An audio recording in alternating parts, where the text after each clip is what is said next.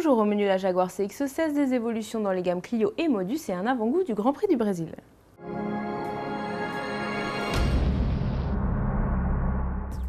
Jaguar présente à Los Angeles le CX-16 Production, une version un peu plus évoluée de son petit coupé sportif.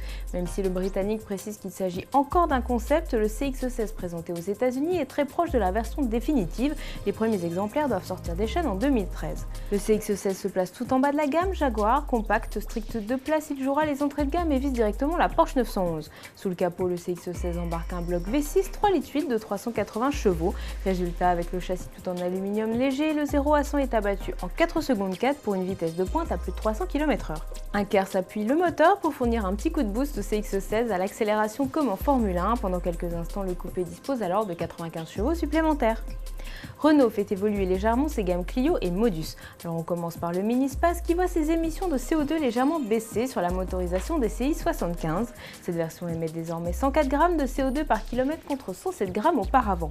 Côté Clio, Renault a aussi fait baisser les émissions de CO2 sur la motorisation DCI 90. Une version à 89 g est désormais proposée. Normalement, ce bloc émet 106 g de CO2 par kilomètre et continuera d'être commercialisé dans cette version. Cette Clio 89 g devient le véhicule le plus sobre de la gamme Renault hors véhicule électrique et récoltera en 2012 400 € de bonus. Pas de quoi cependant faire chuter l'addition finale, la Clio 99 g sera disponible à partir de 18 550 €. Ce week-end se courra le dernier Grand Prix de la saison au Brésil sur le circuit d'Interlagos, une piste plus exaltante que celle du dernier Grand Prix à Abu Dhabi selon notre consultant Jean-Louis Moncet. Eh bien, Interlagos, dans la banlieue de São Paulo, c'est exactement le contraire d'Abu Dhabi. Abu Dhabi, c'est une merveille d'architecture moderne autour du circuit, mais la piste est vraiment pas terrible. Interlagos, c'est l'inverse.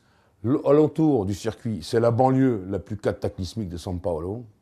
C'est des immeubles, des trucs de tous les côtés, il y a un monde de dingue. C'est vraiment pas terrible. En revanche, la piste, elle, est un véritable petit bijou, avec des courbes importantes, descentes, montées, nécessitant beaucoup pour les moteurs. J'ai toujours l'habitude de dire qu'avec le climat, les pilotes se sentent comme dans un tambour de machine à laver. Franchement, il faut être très fort pour Interlagos. Et ça, voilà, ça c'est bien parce qu'on se régale. Et puis il y a un engouement au Brésil pour la compétition et la Formule 1 qui reste vraiment, vraiment l'un des plus beaux du monde. Allez, on reste dans l'univers de la Formule 1 pour finir avec une vidéo signée McLaren-Mercedes. L'écurie a mis en scène ses deux champions du monde, Lewis Hamilton et Jenson Button, dans une série de challenges mêlant rapidité et adresse. Les deux Britanniques s'affrontent au buzzer, au battac ou encore au billard hollandais. Ces jeux servent normalement aux pilotes à tester et améliorer leurs réflexes. McLaren en a fait un mini championnat interne. Allez, à demain sur autoplus.fr.